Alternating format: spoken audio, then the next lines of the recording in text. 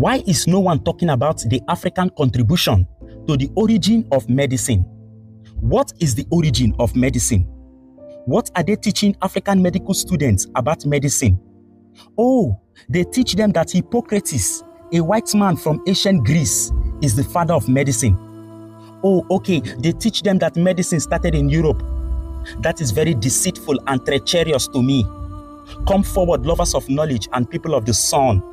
Let me tell you something that even the Europeans will never tell you in their history books. Until Africans and black people all over the world start doing their personal research and acquiring enormous knowledge of themselves, their history will continue to be whitewashed, distorted, and plagiarized. They told us that Hippocrates is the father of medicine. Meanwhile, Hippocrates was seen in Africa around 460 BCE, learning medicine on the feet of black African people in Africa. Medicine that was taught by Africans thousands of years ago, before even Hippocrates was born. The Hippocratic oath you see all medical students swear to after they graduate from medical school was in fact actually called the Imhotep oath, that was plagiarized and distorted by the Greeks when they came to Africa to receive their early education. This oath was taken by all Africans studying medicine in Memphis in Egypt. They took this oath to practice medicine in accordance with the moral teachings of Imhotep, who was the original father of medicine. Imhotep, who was the original father of medicine, started practicing medicine around 2700 BCE during the Egyptian Third Dynasty, around the time of Pharaoh Dojoza. He was the first human being on earth to cure over 200 diseases, which includes tuberculosis, appendix, arthritis, and eye cataracts. This is thousands of years before the story of Adam and Eve. In fact, when the Europeans came to Africa to receive their early education, starting from 640 BCE to 332 BCE, when Alexander the Great invaded Egypt, they were flabbergasted and astonished of the great wisdom and knowledge of this black man named Imhotep. They could not resist his greatness, that they had to worship him as the almighty God of healing. They called Imhotep in ancient Greece Osclepius, meaning the God of healing. Imhotep was also the first human being on earth to carry out a systematic method of surgery in Kemet, and Kemet is the ancient name for Egypt, which means the land of the blacks. This was thousands of years before the Arabs invaded Kemet around December 639 AD, during the 7th century AD. It was from his knowledge in surgery that other generations in Africa later wrote a medical paper known in modern times as the Edwin Smith Medical Papyrus, around 1600 BCE. This is a medical papyrus showing our African ancestors carrying out a systematic process of surgery. Around 1550 BCE, Africans wrote the Ebers Papyrus, a medical paper showing our African ancestors performing Planned Parenthood and involving in the medical science of women's health, known today as gynecology. Imhotep was a very black man, and he was the first human being on earth to be deified to the level of a god. This means that the Europeans were worshipping black people as their god thousands of years ago. Imhotep was also the first multi-genius who built the first skyscraper, that is, the first pyramid in the world, popularly known as the Step Pyramid of Dojoza, for his pharaoh Dojoza, around 2780 BCE. And guess what? This pyramid is still standing in Egypt, in a place known as Saqqara, and it is older than the yet to discover Tower of Babel. Tetracycline. Tetracycline is an antibiotic first found in the bones of Africans in Nubia and used by Africans 14 centuries ago, before the entire continent of Europe came into the record of history in 833 BCE, when Homer, the first European to write a book, wrote the Iliad and the Odyssey. The Europeans started using tetracycline in America in the 1950s. Meanwhile, Africans have been involved since around 3,500 years ago. The oldest medical school in the world was established in Africa in a place in Egypt known as Memphis, 3000 BCE, before Yahweh in the Bible. Africans had breakthrough. We had breakthrough in astronomy.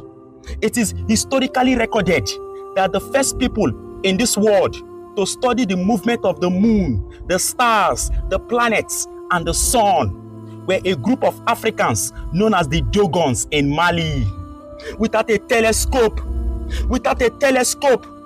they were able to penetrate beyond the sky. They were able to penetrate beyond the sky. And guess what? They saw the Sirius A and the Sirius B stars, a white dwarf star that you cannot see with your naked eyes except with the use of a sophisticated telescope. The Africans built the 3 great pyramids at Giza in Egypt just because they wanted to track the 3 stars of Orion belts. Our African ancestors were tracking the stars thousands of years ago without a telescope. They started the science of astronomy 4,500 years ago, before any story in the Old and the New Testament was recorded. Africans were the first to carry out a cesarean section in Uganda, where both mother and child survived. It took the Europeans hundreds of years to achieve such perfection. In fact, in the 19th century, European explorers sat and watched as our African ancestors performed the C-section perfectly. This was after lots of mothers and their children died in the hands of European doctors in Europe. They could not perfect the C-section as our African ancestors did. They lied.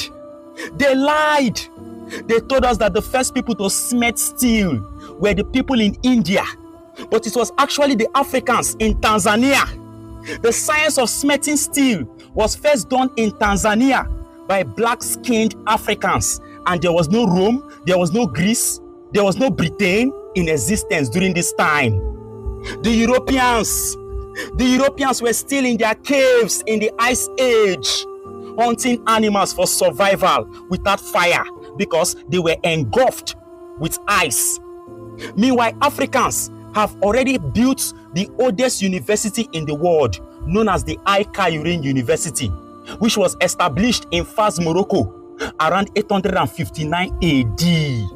Go and research it.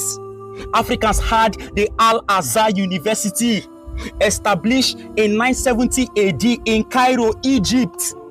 These universities predated the universities established in Europe today.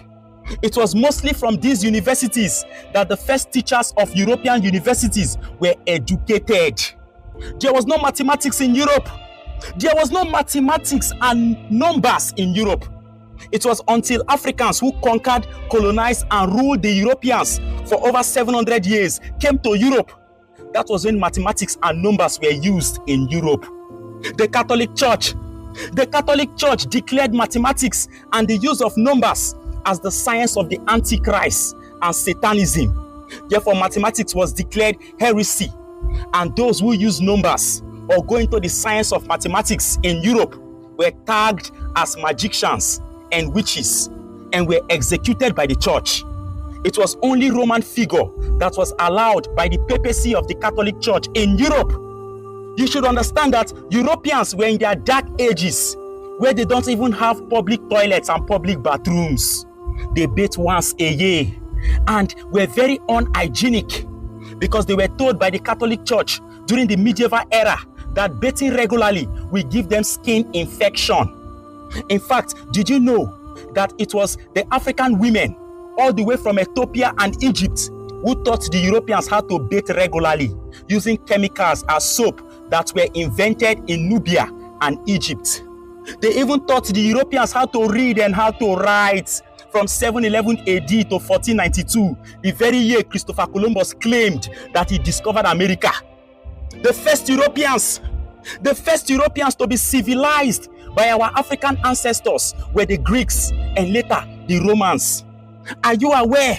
This is not an insult, but are you aware that the Greeks and the Romans, who were civilized by our African ancestors, because of their level of civilization given to them by our African ancestors, hated every European? In fact, when Cicero invaded Britain, he said, and I quote, The English are so stupid, and he doesn't think they can make good slaves. This was how backward they were. Lovers of knowledge and people of the sun. The book, The Golden Age of the Moors, Moors, is a very powerful book to understand how your African ancestors civilized the Europeans. The book, The Untold History of the Black Race and the Fall of African Civilization, which is a powerful book that I wrote and authored, will expose you to the great civilization of our African forefathers that the schools have refused to teach you.